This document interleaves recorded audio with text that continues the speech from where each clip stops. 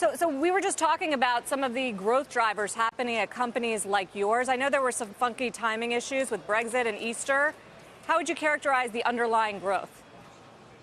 Yeah, I think the first quarter was a very strong start to the year. I think once you strip down all the numbers and the timing effects, I think the simplest way to look at it is a solid organic growth of 5%, which is a strong number. The momentum continuing from a strong 2018. So we're happy with how the innovation and the execution has allowed us to start the year. It's a good start.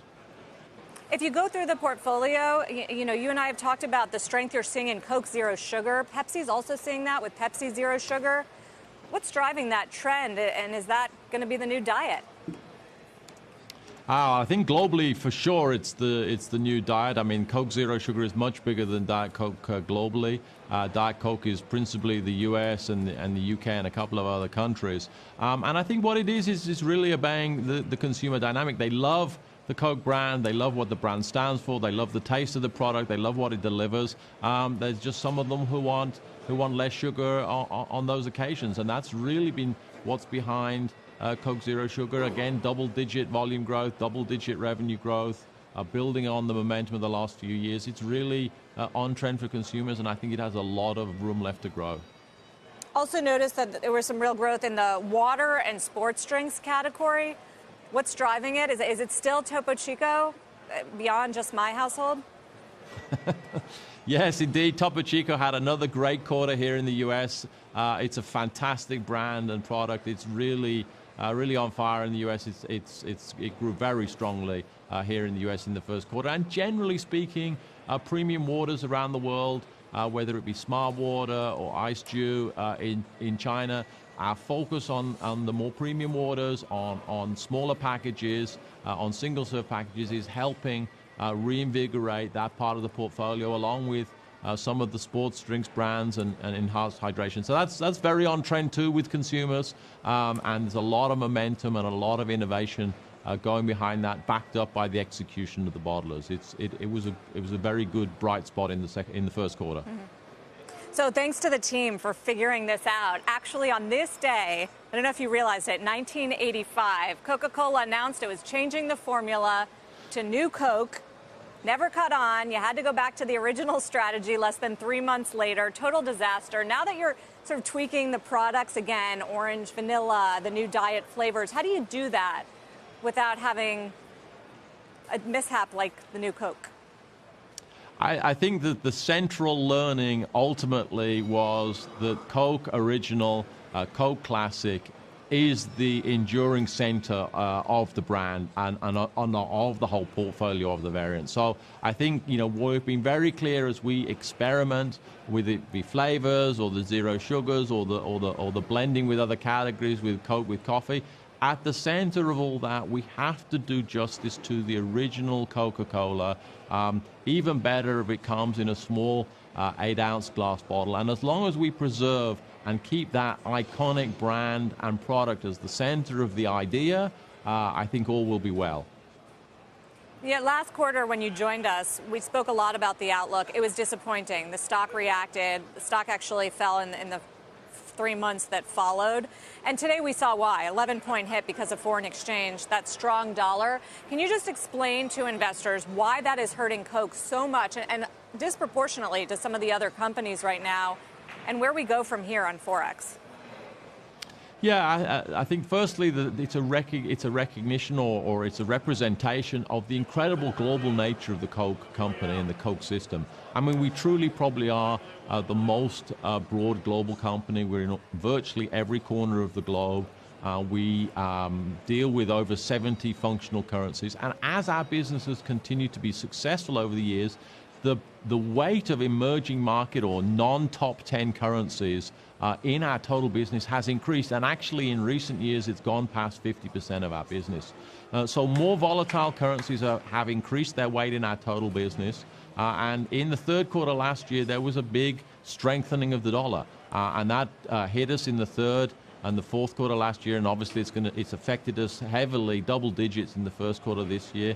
And as we start to lap that, cycle that going into the back of the year, those effects will have passed through, and then I think the strong operational performance will really show through, and the momentum of the operational results, the volume and the price and the margins will really start to deliver for the Coke shareholders. But we are a big global company.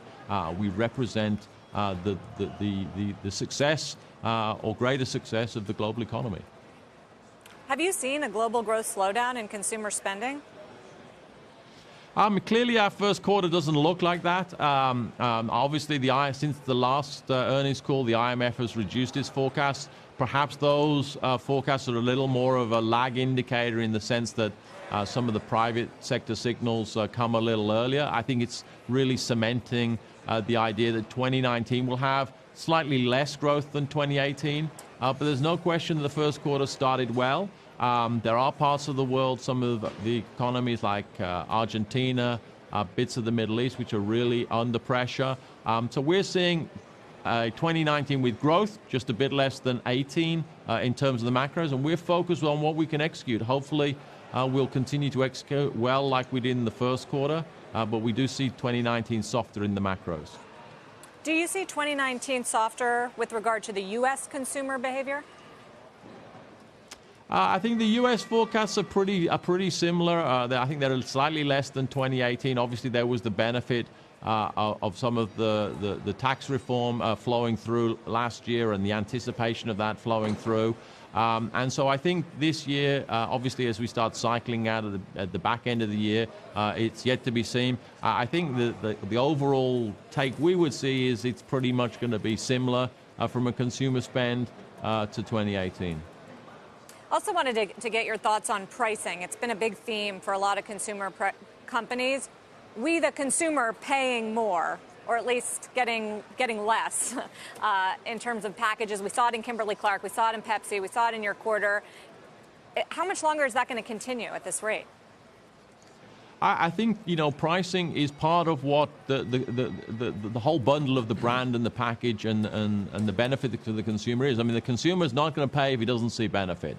And so I think what we focus on is, as we think about each individual consumer and the occasion they're buying our product for, are we delivering a brand that's relevant to them in a package and with a customer that delivers value for them? And in the end, if they get value out of it in all the bundle that comes with it, then the pricing will be there. And if they don't, then they won't. And so I think it's really a measure of, are we able to deliver on the proposition for the consumer in a way that's compelling for them? A lot of focus on Wall Street around the Kosta deal. It finally closed this quarter. So can you lay out what your vision is there for taking this beyond the UK globally and potentially to the US? Yeah, so obviously we closed the deal early January, well ahead of schedule, which was satisfying. We've been able to transition the business from the previous owner ahead of schedule as well. Been able to integrate it and stand it up within the Coke system, so that's good. We're in early days of working out exactly how we're going to bring to life the synergy plans for greater revenue growth and profit growth.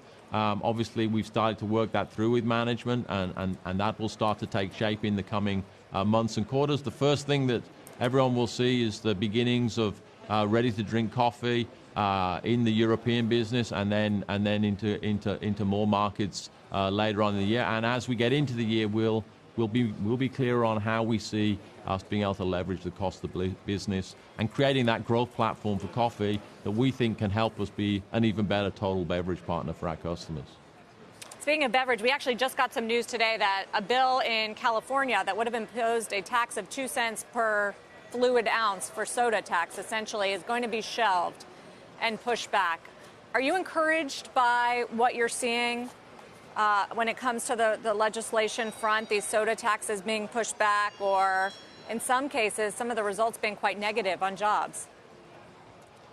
Yeah, look, I think the reality and our position on this is, look, the overconsumption of calories and the overconsumption of sugar by any one person is not good, and we're very clear on our support for the global objectives on consumptions of sugar, and therefore the problem has to be solved. And therefore our focus has been, how can we help within the things within our control, do what we can, and what public policies should we support or not support in order to get there. So we've been very focused on reformulating to offer products with less sugar, witnessed the growth of Coke Zero Sugar, double-digit growth, very strong growth of that, smaller packages. So we have to do some things within our business. We are supportive of government policies that look at broad ways of trying to reshape the diet or encourage people to moderate their consumption of certain ingredients, whether it be sugar or salts or fats. Therefore, we've opposed some of the very narrow taxes on just sugared soft drinks because we don't think it'll achieve the objective, the health objective that we're all trying to be a part of solving. And so I think that to the extent that public policy moves towards places that encourage both industry innovation and broader changes of behaviors for consumers, then that will help to be part of the solution. So finally, James, this week is a big one for you. The board is set to hand you the reins over as chairman and not just CEO, finally cementing that succession plan from Muhtar Kent. What would you say is the biggest difference under your watch as chairman, soon to be chairman, and CEO, Quincey versus Kent? Well, I think, look, the strategy is clear. I think the role of the chairman is to work with the board to continue to push for the execution and the accelerated execution of the strategy, and of course, question the whole management accountable for that. And so I think it's just going to be a natural evolution and a reinforcement of the strategy that we're pursuing and the reinvigoration of the company that's been underway for a number of years.